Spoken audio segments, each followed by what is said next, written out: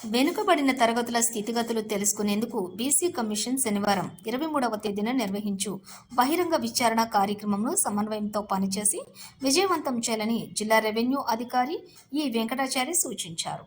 శుక్రవారం collectorate video conference హాల్లో శనివారం బీసీ కమిషన్ బహిరంగ విచారణ నిర్వహణ కోసం ఏర్పాటు చేసిన help desk, registration, secretariat, validation, notary desk బృందాలతో నిర్వహించిన సమావేశంలో ఆయన పాల్గొని వివిధ బృందాలు చేపట్టవలసిన పనులను దిశానిర్దేశం చేశారు.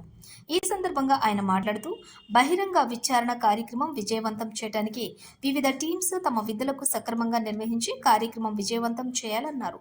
టీం లీడర్లు వారికి కేటాయించిన సిబ్బంది సమన్వయంతో పనిచేసి ఎలాంటి లోటుపాట్లకు తావు ఇవ్వకుండా వారికి కేటాయించిన విధులను సక్రమంగా నిర్వర్తించాలన్నారు. బహిరంగ విచారణ కార్యక్రమంను పూర్తిగా రికార్డు చేయాలని సూచించారు.